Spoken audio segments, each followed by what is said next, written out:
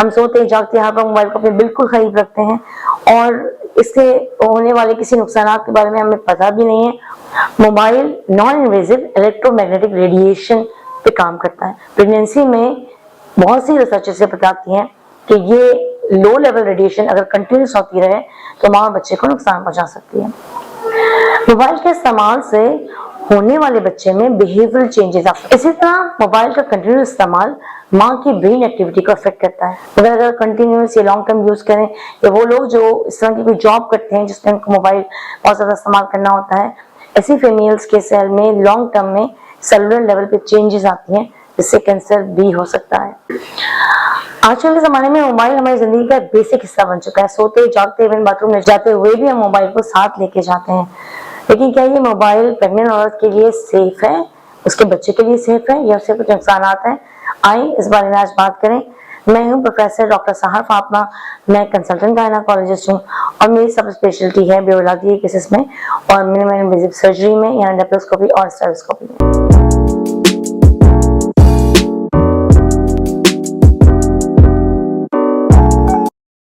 मज़ीद वीडियोस देखने के लिए हमारे YouTube चैनल को सब्सक्राइब करें और बेल आइकन दबाएं।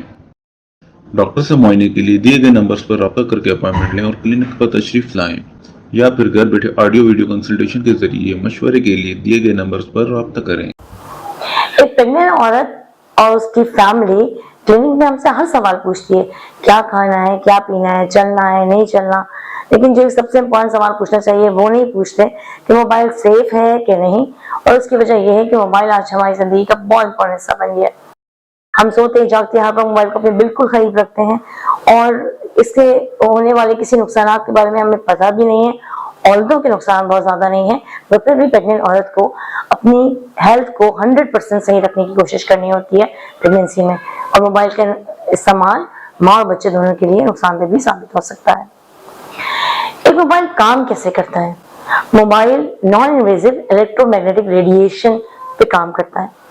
ये काफी हद तक सेफ होती है और इससे कोई बहुत ज्यादा बड़े नुकसान नहीं होते।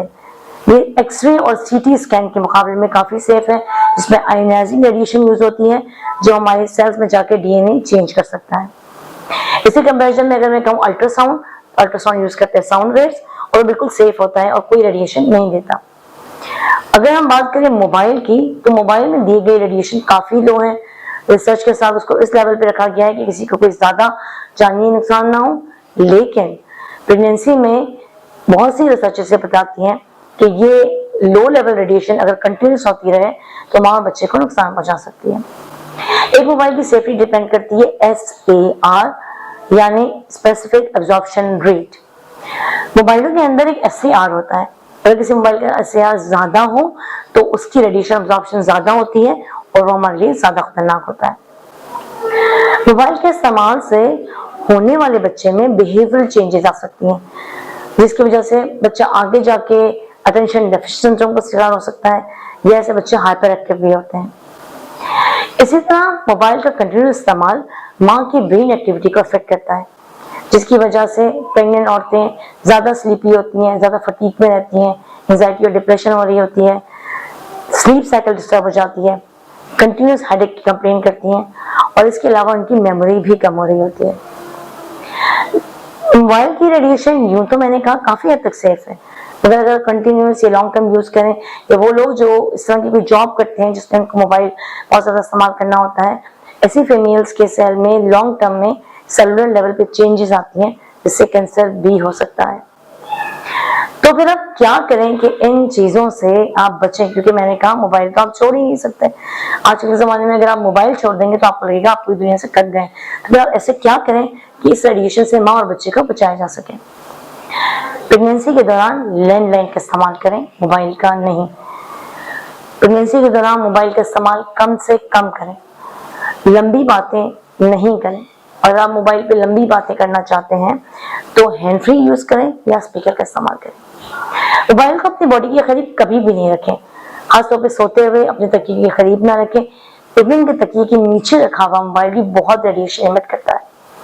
मोबाइल को अपनी जेब में या बॉडी के करीब ना रखें, अपनी टमी के करीब नहीं रखें। रात को सोते हुए अपना वाईफाई और मोबाइल दोनों ऑफ करें ताकि रेडिएशन एक्सपोजर कम हो। मोबाइल लेते हुए हमेशा ही देखें क्या वो मोबाइल इस्तेमाल कर रहे हैं जिसका SAR रेट कम है, ताकि रेडिएशन की एब्जॉर्प्शन कम हो सके। मोबाइल इस्तेमाल करते हुए ये ख्याल रखें कि आप मोबाइल तभी इस्तेमाल करें जब आप हाई सिग्नल जोन में हैं या ऐसी जगह पे हैं जहाँ अच्छे सिग्नल्स आ रहे हों। अच्छे सिग्नल्स आने की वजह से SAR कम हो जाता है, यानी रेडिएशन की एब्जॉर्प्शन कम होती है और ये आपके लिए ज्यादा सेफ रहता है।